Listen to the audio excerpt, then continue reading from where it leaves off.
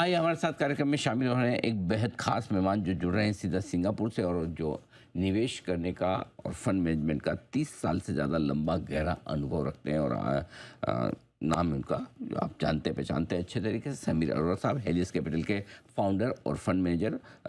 आपने alliance capital management के साथ लंबी इनिंग खेली है। Asian emerging markets chief investment officer, ये सारे बड़े पदों पर उनके साथ काम कर चुके हैं। और क्वालिफिकेशन के तौर पर समीर सर ने आईआईटी की डिग्री हासिल की है न्यू दिल्ली से इंजीनियरिंग में, और इसके बाद आईआईटी न्यू दिल्ली से और आईआईएम कलकत्ता से भी आपने एमबीए की डिग्री हासिल की है।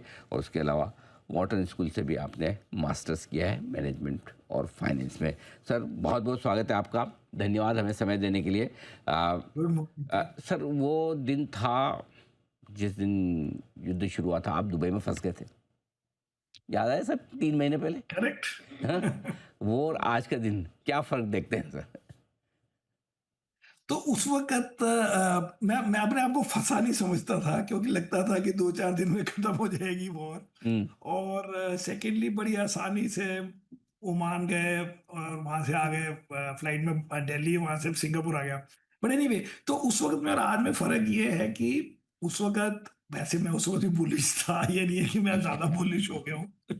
लेकिन एक और चीज़ हमारी ज़िंदगी में हमने हैंडल कर लिया, ये कह सकते हैं। कितने क्राइसिस, कितनी प्रॉब्लम्स, काफ़ी चीज़ें हैंडल कर ली। लेकिन अगर आप इस क्राइसिस में देखें कि मार्च में काफ़ी मार्केट हमारी गिरी, और उसके बाद से अप्रैल से इंडिया ने अच्छा करना शुरू किया। और हो सकता है कि इस क्राइसिस के कारण इंडिया ने थोड़े और पॉजिटिव चीज़ें करी, जो आजकल जैसे करेंसी के लिए कर रहे हैं, ये सब। और जो बाकी इन्होंने कुछ थोड़े बहुत छोटे-मोटे रिफ़ॉर्म किए कि ये एफआई को ये हो जाएगा, उसका टैक्स नहीं लगेगा, जब चीज़ें जो बड़े आराम से पिछले 4 सालों में, 2 सालों में कभी भी कर सकते थे। तो ये भी अच्छा हो गया कि इसी बहाने थोड़ा प्रेशर रहा सिस्टम पे। तो अब ठीक है सब, मतलब ब्रॉडली ठीक है। हाँ। तो युद्ध शुरू होने पर भी आप उतने बेरिश नहीं हुए और युद्ध शुरू होने पर भी आप बुलिश नहीं हो रहे हैं। इसका इसका रीज़न क्या है? इतना मतलब मार्केट में ऐसे आप इमोशनलेस कैसे हो सकते हैं सर? मैं तो हर वक़्त हँसता-रोता बैठता हूँ। पॉइंट इज़, वो मार्केट जो है, मैं उस वक़्त बेयरिश नहीं होता, मैं कैसे कहूँ कि मैं बुलिश हो गया हूँ? फिर लोग कहेंगे आप तो उस वक़्त ही बुलिश थे। तो मैं सच-सच बता रहा हूँ कि हाँ, मैं तो पूरे दौरान बुलिश रहा हूँ। क्योंकि मेरी लॉजिक ये थी उससे पहले, ऑफ़ कोर्स वॉर में कन्फ्यूज़न ये हो गया कि हम तो प्रेज़िडेंट ट्रम्प की बातें सुन रहे थे। उन्होंने कहा 4-10 दिन में सॉल्व हो जाएगा या खत्म हो जाएगी वॉर। तो हमने कहा दैट मेक्स सेंस, क्योंकि ईरान में काफ़ी टॉप के हिट कर दिए थे सारे लीडर्स को।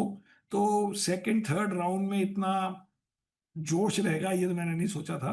बट इन जनरल मैं फरवरी से ज़्यादा बुलिश हुआ था, जब इंडियन और इंडिया यूएस की डील हो गई थी। बिकॉज़ मुझे लगता है और लगता था कि 2025 में लास्ट ईयर जब इंडिया के फॉरेनर्स ने जो सेलिंग वगैरह की, उसके 2 पार्ट्स थे या 3 पार्ट्स कह लें। एक पार्ट था कि चलो कह दो जी एआई ट्रेड नहीं है इंडिया में। बट उससे ज़्यादा उन उन दिनों में था कि एक तो इंडिया पाकिस्तान की वॉर हुई थी, और जैसे ही वो खत्म हुई उसके 2-4 के बाद इंडिया और यूएस के टैरिफ वॉर हो गई, जिसमें सारे वर्ल्ड में नियरली हाईएस्ट टैरिफ इंडिया पे लगा। तो फिर जब फरवरी में ये डील हुई तो मुझे लगा कि अभी यही हमारी कंपनीज जो 50% टैरिफ में भी एक्सपोर्ट कर रही थी या नहीं कर पा रही थी, वो सब प्रॉब्लम हट जाएगी और फिर ये वॉर शुरू होगी। बिल्कुल ठीक बात है। एक के बाद एक समस्या दूसरी होती दिखी, लेकिन क्या आपको लग रहा है आपको सेंस मिल रहा है कि ये वॉर परमानेंटली खत्म हो चुका है या अभी ट्रम्प का भरोसा करना ठीक नहीं है? नहीं, वैसे तो उन्होंने मेमोरेंडम ऑफ अंडरस्टैंडिंग भी साइन कर लिया है, लेकिन अब आज की स्टोरी है कि वो स्विट्जरलैंड, जेडी वैंस को स्विट्जरलैंड फ्लाई करना था, वो कहते हैं फ्लाई किया ही नहीं उन्होंने अभी तक। तो फिर ये मतलब कि जो स्विट्जरलैंड में फेस टू फेस नेगोशिएशन होनी है उस एक पेज के 14 पॉइंट के एजेंडा पे, वो आगे चलने की प्रोग्रेस दिखनी चाहिए। लेकिन इन द मीन टाइम अगर आप वो देखें, उसको पढ़ें, तो लगता है कि यूएस ने बेसिकली मान लिया है कि अभी हमारे बस के बाहर है। तो अब हो ही जाएगा। अब हमें बियॉन्ड अ पॉइंट हमें इतना फ़र्क नहीं पड़ता। हम तो कहते हैं ईरान की भी हेल्प हो जाए, बिकॉज़ ईरान का मेन इश्यू इंडिया के साथ नहीं या सिंगापुर या मेरे साथ नहीं, यूएस के साथ था कि आपका न्यूक्लियर आपके पास वो है, कैपेबिलिटी है या बॉम्ब्स हैं। वो अगर हटा दें तो फिर लड़ाई खत्म in some sense philosophically also, Iran को वापस लाओ सिस्टम में, उसमें क्या बुराई है? बात है बिल्कुल, कोई ग्लोबल ग्रोथ में थोड़ा योगदान ही देगा, कुछ ना कुछ ग्लोबल कंट्रीब्यूशन। ग्रोथ भी है और फिर लड़ाई किस बात की है? हाँ, उनकी यही 2-3 बातें थी ना मेन, 1-2 करेक्ट। बातें कह दो, एक ही कह लो एक्चुअली तो एक ही बात है। हुँ, बाकी तो सब ईगो की बातें हैं। तो अगर ईरान कहे कि मेरे को वापस सिस्टम में आने के लिए न्यूक्लियर कैपेबिलिटी सब बंद करनी है तो फेयर डील है दोनों साइड्स के लिए। इससे एब्सोल्यूट। ज़्यादा क्यों माँगा जाए? बिल्कुल ठीक बात है। अच्छा सर, एक चीज़ जो मुझे लगता है कि भारत के मार्केट के, हमारे मार्केट की 2 ही बड़ी समस्याएँ थी। एक तो ये क्रूड, जिसकी वज़ह से हम बड़े परेशान, कि क्रूड की वज़ह से रुपया गिर रहा है, कब करंट अकाउंट डेफ़िसिट बिगड़ रहा है, सब कुछ है। वो तो अब कंट्रोल में आ गई। दूसरी प्रॉब्लम हमारे मार्केट की एफआईज़ की सेलिंग की, राइट?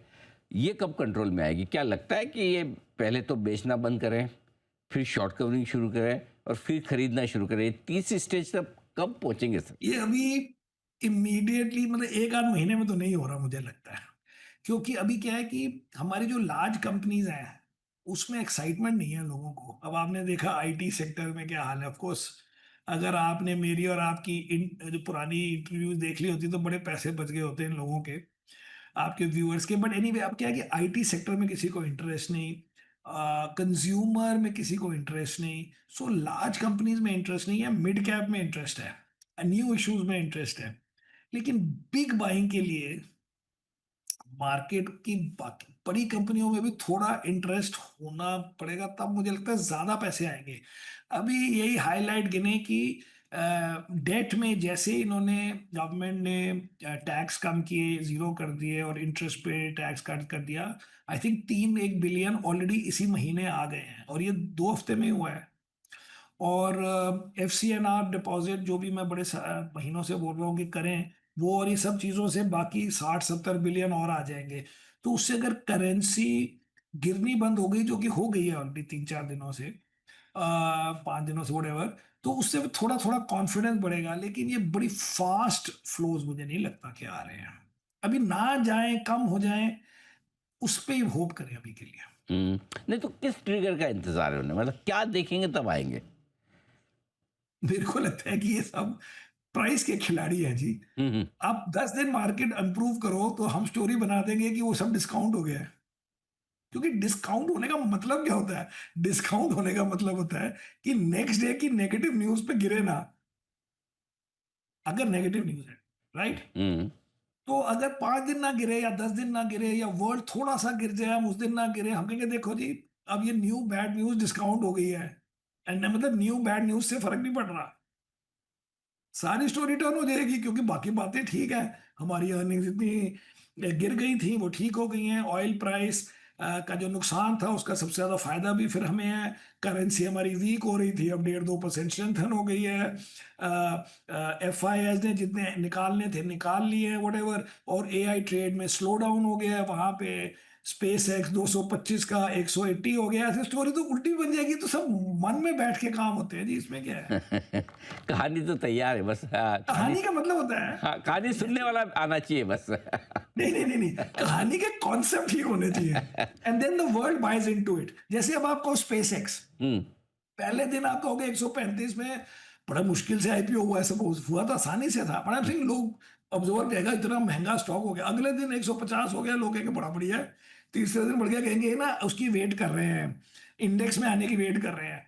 पांचवें दिन बोलेंगे उन्होंने कर्सर ले लिया है। जैसे ही वो स्टॉक गिरा, लोग कहेंगे ज्यादा हो गया, अब इसमें शॉर्टिंग शुरू हो गई है बिकॉज फ्यूचर्स में आ गया। अच्छा, बाय द वे सेपरेटली 3 दिन के बाद आईपीओ के वहां पे फ्यूचर्स एंड ऑप्शन में ये आ गया है।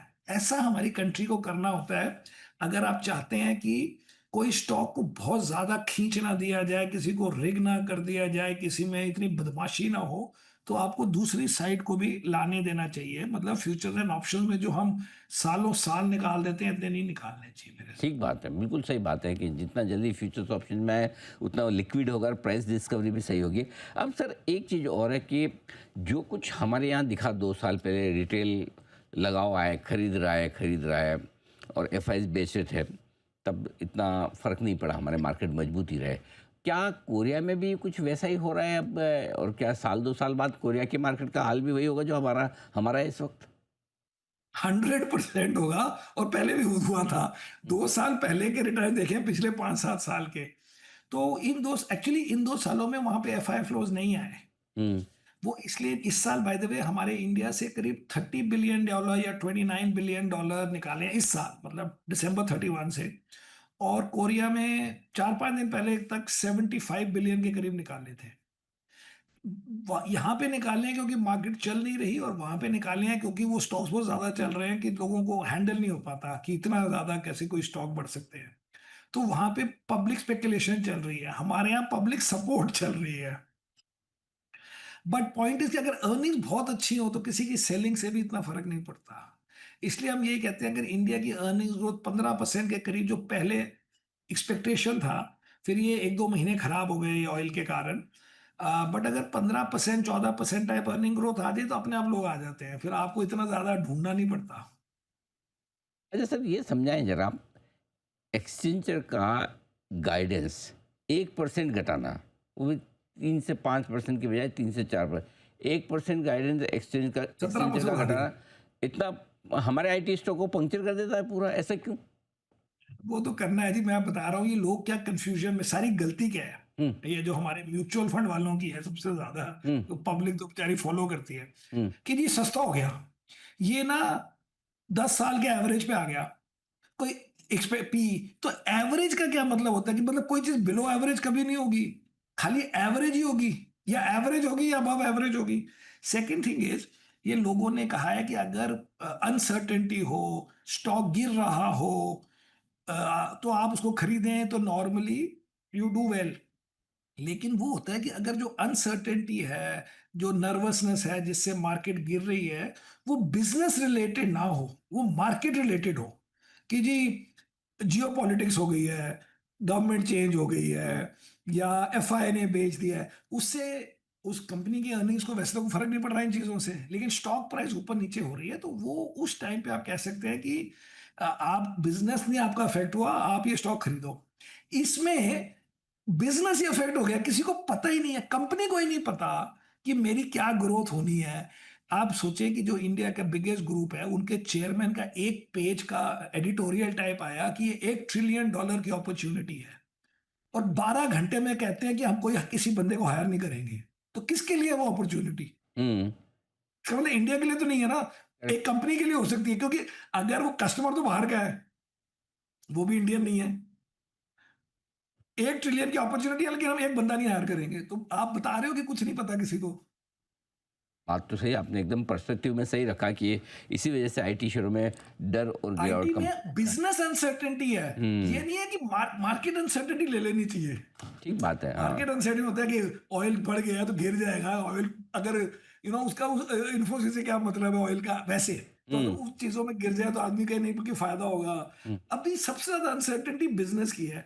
और मैंने आपके किसी इंटरव्यू में बोला था, वो कहते हैं कब खरीदेंगे।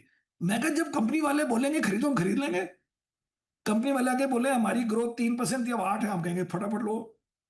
वो अपने आप बोल रहे हैं कि हमें पता नहीं है, हम वो इससे पहले एक और कंपनी आई थी, मैं नाम नहीं बोल रहा, जो अभी जिसका वो हुआ था एनालिस्ट मीट हुँ, 1 हफ्ता पहले वाला, नॉट लास्ट वाला। हुँ, तो उन्होंने कहा कि 25% डिक्लाइन होगा इन एग्जिस्टिंग बिजनेस, अच्छा। In terms of valuation size, हुँ, मतलब। तो हुँ, वो उसको कॉम्पेंसेट करने के लिए जो एआई वाला बिजनेस है वो ऑफकोर्स ज्यादा ग्रो करेगा। लेकिन अब क्या, आपका दो बिजनेस है। एक नया बिजनेस है जो एआई हेल्प कर रहा है लोगों की, उसमें आप 40-50-100% ग्रो कर सकते हो, लेकिन उसका वेट है अभी 5-7%। जो 95% आपका पुराना बिजनेस है वो डिक्लाइन हुए जा रहा है। तो इसको आप वो कैसे करें। हुँ, लेकिन एक्सेंचर में एक और न्यूज स्टोरी बनी है कि अगर हुँ, आप इसकी एनालिसिस करें, तो वो एआई का ये नहीं कह रहे हैं कि नेगेटिव है पॉजिटिव है, मेन बात है इस साल कोई आपके ऊपर पैसे नहीं खर्च रहा, बिकॉज उन्होंने चैट जीपीटी और उसके टोकन में सारे पैसे खर्च दिए। हुँ, अगर आप सोचें कि एंथ्रोपिक का कहते हैं जी $40 बिलियन का रेवेन्यू ऑलरेडी हो चुका है, हुँ, एनुलाइज्ड। तो जिन्होंने 40 बिलियन एंथ्रोपिक पे खर्च दिए और 25-30 बिलियन ओपन एआई पे खर्च दिए, बाकी पता नहीं ग्रोक उस पे जेमिनाई पे कितने खर्चे कंपनियों ने, वो 70-80 बिलियन कहाँ से निकाले। हुँ, वो हमारे आईटी वालों कहते हैं पैसे कम करो जी, हमारी वो कम करो, या अभी हम कंफ्यूज है, अभी हम नए ऑर्डर नहीं दे रहे, या पुराने वाले की प्राइसिंग कम करो। उसके बीच में कैसे कोई बोल सकता है कि ये सस्ता महंगा हो गया, पता ही किसी ने कुछ नहीं। हुँ, ठीक बात है, बिल्कुल परफेक्ट आपने बहुत अच्छे तरीके से इसे समझाया भी। ऐसे में सर युद्ध खत्म होने के बाद क्या कुछ पोर्टफ़ोलियो में बदलाव कर रहे हैं कि वही कंपोज़िशन वही रहेगा, कोई फ़र्क आएगा उसमें? नहीं, हमारे पोर्टफोलियो में फ़र्क ये आ गया कि एक तो हमें ये समझ आ गई कि अगर एफआईआई के प्रेशर को अवॉइड करना है तो थोड़े से लार्ज कैप छोड़ो, मतलब कि नए मत लो, और छोड़ भी दिए हमने। क्योंकि सारी जो सेलिंग है एफआई की वो टॉप 10-12 कंपनीज में है। इसके ऊपर मैंने एक रिपोर्ट में से निकाला था, उसमें मतलब उनकी प्रेजेंटेशन में था कि 2022 में फॉरेनर के 40 की मतलब 41%, 40% के करीब इंडिया की टॉप 10 कंपनीज में लगे हुए थे। ओके। और अब मतलब अगर फॉरेनर के पास $1 ट्रिलियन के करीब इंडिया में था उस वक्त, उसमें $400 बिलियन खाली 10 कंपनियों में लगे हुए थे। और इन 10 कंपनियों में जो सेलिंग हुई है वो इंडिया की ओवरऑल आउटफ्लो से 3 गुना है। मतलब इंडिया का 4 सालों में कोई $60 बिलियन फॉरेनर ने निकाले हैं। लेकिन इन 10 कंपनियों में करीब 150 पौने 200 बिलियन बेचे हैं। मतलब कि जो बाकी 80-90 उसने एक्स्ट्रा बेचे, वो उन्होंने इंडिया के smaller mid cap new IPO उसमें में लगा दिए। इसलिए mid and small are not falling, तो उसमें सेलिंग नहीं हो रही, उसमें तो बल्कि बाइंग कर रहा है foreigner after selling the IT, consumer, even banks. तो उनको अवॉइड करके नए mid cap, new capital goods, defence, exchanges, ये सब खरीद रहे हैं हम। जो एएमसी, जो उन 4 10 12 15 से दूर रहो। जो पढ़े हैं, जैसे हमें एचडीएफसी बैंक पसंद है, ठीक है, पढ़ा है तो पढ़ा है, बट नए चीज़ों से ये सब चीज़ें करो। ठीक बात है, ये भी आपने बहुत अच्छे से समझा है। एक और जो थोड़ा कंसर्न लोगों में बन रहा है मानसून को लेकर, थोड़ा डिले हुआ है इस बार भारत में। क्या आपको लगता है कि थोड़ा प्रेशर बाज़ार पे आ सकता है, मुश्किल हो सकता है? मॉनसून का है इशू जी। लेकिन अब पता नहीं, अभी ना डिपेंड करते हैं, क्योंकि अगर आप पिछली वो देखें तो वो कहते हैं कि मॉनसून का इफेक्ट जो है इतने परसेंट होता है, वो 0.5 होता है, वो समझ नहीं आता ना कि किस वैल्यूएशन पे कितना इम्पैक्ट किया जाए। बट वो 4 से 8 महीने इन्फ्लेशन थोड़ी ज़्यादा हो सकती है। ये चीज़ें हो सकती है, लेकिन अब हम कहेंगे कि मार्केट हमारी 2 साल से चली नहीं, तो उसकी वैल्यूएशन अगर ज़्यादा होती तो ये एक रीज़न होता है। ये कंफ्यूजिंग है। इसलिए इसमें आप स्टॉक बाय स्टॉक कर सकते हैं, जो हमने भी किया है, कि ज़्यादा रूरल फेस्ट ये सब थोड़ा कम कर दें। बट उसमें भी ना समझ नहीं आती, बिकॉज अगर थोड़ी मानसून कम हो जाए लेकिन प्राइस बढ़ जाए उन चीज़ों की, तो रूरल को वैसे फायदा होता है। आप सोचो ना कि अगर आपने 98% कोई क्रॉप बनाना था, लेकिन आपने 95 बनाया, तो आपके 3-4% आउटपुट कम हो गया। लेकिन वो 3-4% आउटपुट कम करने में वो स्टॉक वो उसकी वो राइस ये वो जो भी हो 10% बढ़ गया प्राइस, तो फार्मर के तो ज्यादा पैसे हो गए। वेरी डिफिकल्ट, अनलेस आप सोचे कि बड़ा खत्म हो गया कोई एरिया बिकॉज ऑफ दिस, हुँ। तो होगा, लेकिन आसानी से समझ नहीं आती है। अच्छा, एक आखिरी सवाल, ये जो एफसीआर डिपॉजिट्स के लिए जो किया आरबीआई ने, क्या आपको लगता है कि ये गेम चेंजर हो सकता है, बड़ा पैसा आ सकता है भारत में? बहुत ज्यादा बढ़ाएगा जी, इनको रोकना पड़ेगा। अच्छा। मेरे हिसाब से सितंबर से पहले आरबीआई रोक देगा स्कीम को, क्योंकि इसमें तो 50-60 बिलियन ऐसे ऐसे ऐसे आ जाएंगे। हुँ, इसमें तो सब डालेंगे। लेकिन इसमें कोई डर नहीं है कि एनआरआई पैसे डालेगा तो इंडिया में नहीं डालेगा। ये एनआरआई हमारी मार्केट में नहीं डाल रहे थे, for hmm, mean hmm, in the stock market. हुँ। ये तो इधर उधर के डेट वाले लोग हैं। इसमें तो मैं भी डालूंगा, सब डालेंगे इसमें। इसमें आसानी से आ जाएंगे 50-60 कोई बिलियन स्टॉक अभी। मार्केट की ऐसी स्कीम आ जाए तो कैसा ये स्कीम चली तभी सकती है कि वो पक्के वापस आने हो पैसे, क्योंकि ये लेवरेज से काम होगा। ठीक ये बात है। 9 टाइम्स बोरो किया जाएगा तब गेम बनेगा। बिल्कुल। ऐसे 60 बिलियन नहीं है फॉरनर के, एनआरआई के पास, कि हुँ, 5% के बदले 6% दे दो तो 50 बिलियन ले लो। करेक्ट। ये तो लेवरेज से गेम बनेगा। तो बिल्कुल। एक्चुअली एनआरआई को 5 बिलियन चाहिए, 45 बिलियन बोरो होंगे। हुँ, ठीक बात है। बिल्कुल। सबीर सर, बहुत-बहुत धन्यवाद आपका। आपने समय दिया, विस्तार से सारे बड़े-बड़े इन मुद्दों पर अपनी राय बेबाकी से हमारे सामने रखी और साथ ही बाज़ार का डायरेक्शन और निवेश के मौके भी बताए। Thank you so much sir.